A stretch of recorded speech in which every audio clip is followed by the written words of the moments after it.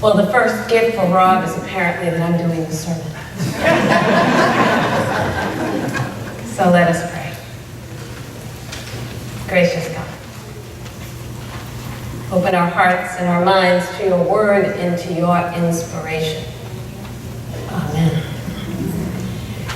This week, we hosted our annual church camp. And in an effort to involve our children in learning about leadership, we offered an internship program. We had junior and senior and college counselors assisting with elements of camp. Well, this is a graduated program which allows students to grow in responsibilities and rewards as they mature in relationship to others.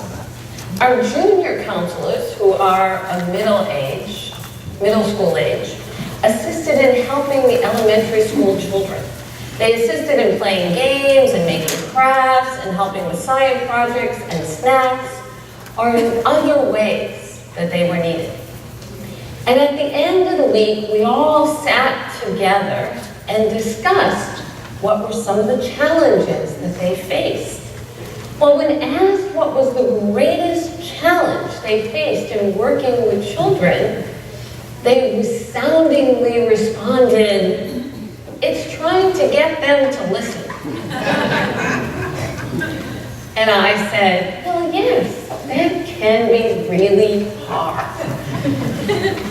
Well, sometimes it's hard to get a group of children to hear what we're saying, but the truth is, at times, all of us have trouble listening.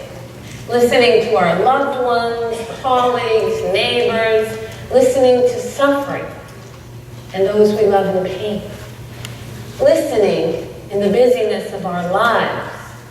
And it's hard to be consistent in trying to listen to God. Sue Beatty is the lead biologist at the Yosemite National Park. Several times a week, she walks through the Mariposa Grove, where there are giant sequoia trees, 3,000-year-old mighty giants towering into the sky. Strong, majestic, beautiful, to be in awe of. Each week, Betty walks the grove, not as part of her responsibilities, but rather as a way to interrupt them. And as she walks, she imagines what these trees have witnessed on Earth, the strength it has taken for them to survive. Well, on a particular day, a few years ago, as Betty walked, her normal pattern of thought was interrupted by a voice she heard in her heart's mind. It was saying, "We are suffering. We are dying. Can you hear us?" She wondered if she was just hearing the wind in the trees. And so, she began to pick up her pace. And again, she heard, "We are suffering. We are dying. Can you hear us?" And now she began to wonder if she was losing her grip on reality. And then as she looked up at these mighty sequoias, again she heard, so softly, like a gentle chorus, "We are suffering. We are dying. Can you hear us?" Well, she went back to her office that day. She completed the tasks that she needed to do. She put it out of her mind and went home for the weekend, distracted and grateful for the responsibilities of home that lie before her. Upon returning to work on Monday, Betty called her staff together. And she said, "I want a full analysis, a biological reading of the health of the Mariposa Grove." A little surprised, her staff questioned and said, "Well, we know they are under stress. There is a drought." "No," she said. "I think it's deeper than that." I want a full rendering, core samples, soil samples, everything. It took almost a year. But what they found was the trees were in fact suffering.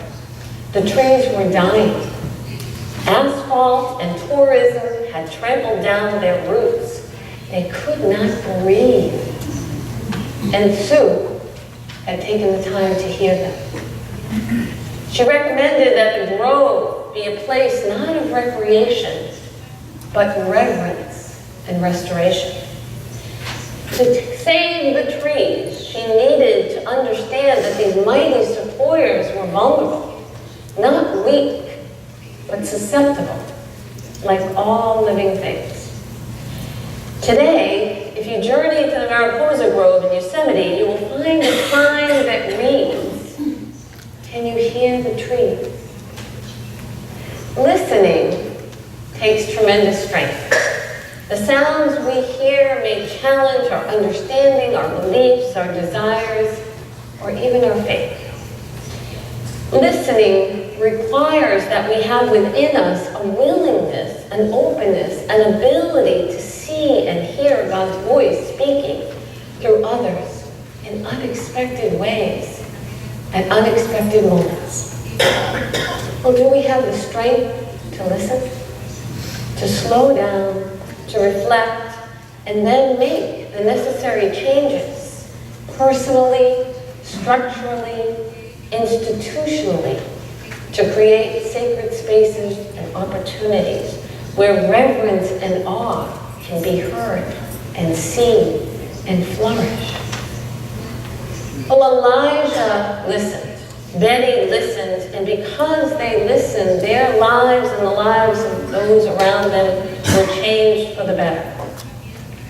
To the world, Elijah was strong, defeating enemies, leading others, being responsible, and yet his spirit was crushed, trampled upon. Exhausted, he sits under a tree telling God of his desire to give up and die. And God replies with an angel for support and a blessing to make the journey bearable. The angel says to Elijah, "Get up, eat and drink, or the journey will be too much for you to bear." And there next to him was water and a cake on a baking stone. Often in life, we believe we must go it alone, pull ourselves up by our bootstraps, man up, and solve our problems. And our prayers often reflect our plans and desires for how we are to be saved. Our solutions are our prayers rather than our submission. When work and health and children or life veers off course in some unexpected way, we become discouraged and lose faith, or worse, we give up like Elijah. At the beginning of the sermon, we generally say this prayer from Psalms. "May the words of my mouth and the meditations of our hearts be acceptable to you, O God, our rock and our Redeemer." We do not need to be rocks for ourselves or for others. God is our rock. If we let go of whatever we expect our lives and ourselves to be, and simply make space to rest and listen, we will find nourishment for the journey, and strength will be gained and blessings found. To find blessings and inspiration when we are tired or feel trampled upon, we may have to do as the mighty sequoias and draw our strength and salvation from God and others by expressing our fears, concerns, even our fleeting faith.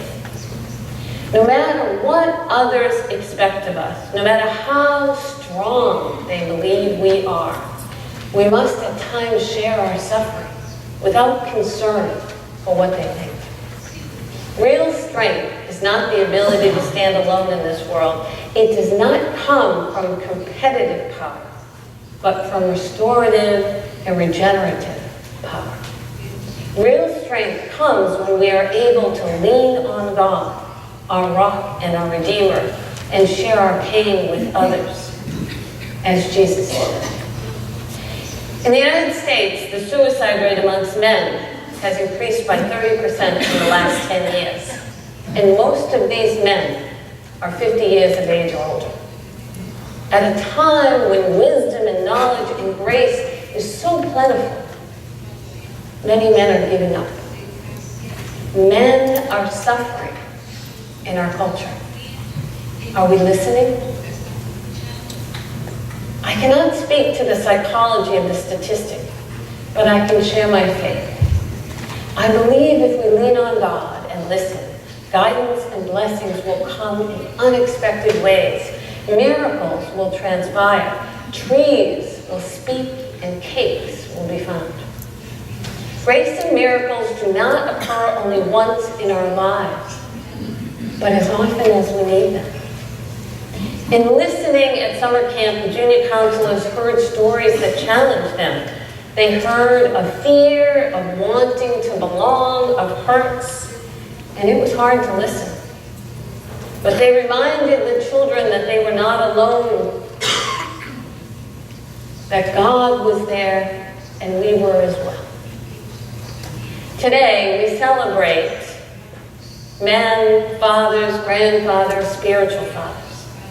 And each man today will receive a gift, reminder of the presence of God in their lives. The first gift is a stress rock. Yes, rock. That says, Jesus is my rock. Perfect. It's a reminder when times are difficult, when we are under stress, we can draw from the strength of God, who is our rock to aid and to guide us. The next is a little oar. It's just a little tiny oar that says, in life's storms, we are here for one another. The next is a cookie. A little cake. It offers us sustenance for the journey. And the last is Nutella. Nutella may not be a miracle to you, but it is to Rob. There is also a meditation, a prayer, a method of walking in the woods and listening when we feel weighed down or trampled upon. Watching the children this week, we witnessed angels, all sizes and shapes and all around. May you have a wonderful Father's Day, and if you are not a father, celebrate yourself. And feel the wind and the wings of angels forevermore. And as you do, whenever you feel trampled down, just say a little prayer, and we will as well. Amen.